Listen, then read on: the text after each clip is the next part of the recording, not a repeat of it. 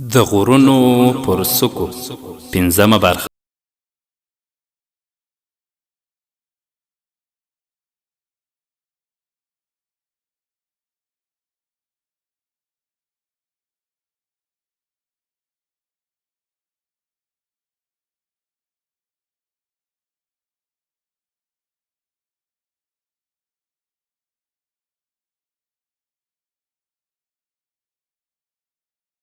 نفسی نعرې وهي، حتی پیغمبران به هم بیسې کوي او د قهار څښتن د عذاب څخه به پناه غواړي.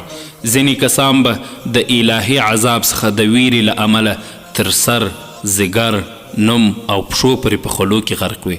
حتی دغه حالت کې به پلار او مور له اولادونو او اولادونه به له والدینو، ورور له ورور او میرمن به له خاوند څخه تښتي او ټول به په داسې حالت کې د قیامت پر ګرم میدان ولاړ وي چې هیڅ جامې به یې نه وي په تن او د هیڅ چا به بل چا ته فکر نه وي.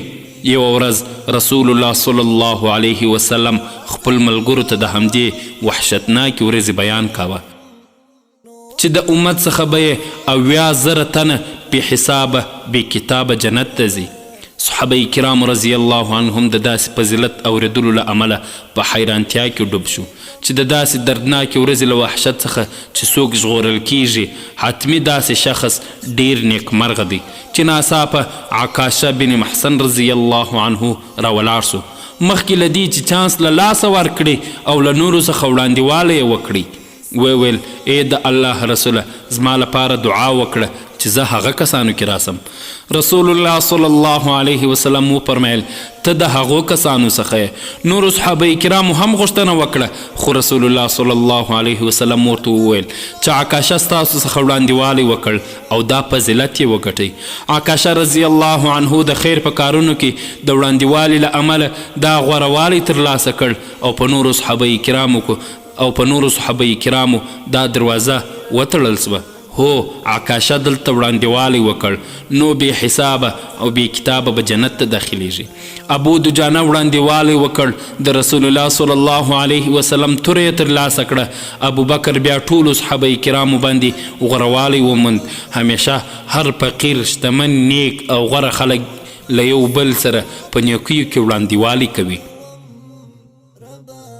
د دوی هدف یو شی دی ځکه څښتن یې یو دی، زړونه یې مستقیم او برابر دی ځکه ارادې او هوډونه یې محکم دی.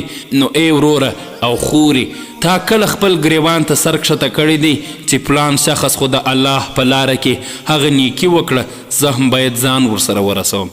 آیا ته ځان ملامتوي چې پلان شخص خو د قرآن کریم یادولو او علم حاصلولو کې تر تا مخکې سو او ته بې پروا او نه خبره پاتې یې؟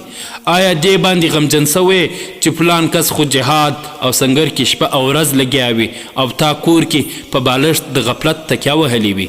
آیا کله دې د حسرت اوښکې دې باندې توی کړي دي چې فلان شخص خو هره ورځ د نیکیو په لوړو پوړیو خیږي او د منکراتو څخه لرې کیږي خو ته په عبسو او بې ارزښته شیانو لګیا یې؟ ستا به هغه وخت څه وضعیت وي چې پوه سې چې فلان سړی د ورځې روژه او د شپې تهجد، سهار مهال رب ته اوښکې تویوي او د خپلو ګناهونو بخښنه ځینې غواړي. خو بریالی هغه کس دی چې دنیوي ټول خواهشات پرېږدي او یوازې د رب عز وجل د خوښۍ ترلاسه کولو لپاره تل نیکو اعمالو کې وړاندېوالی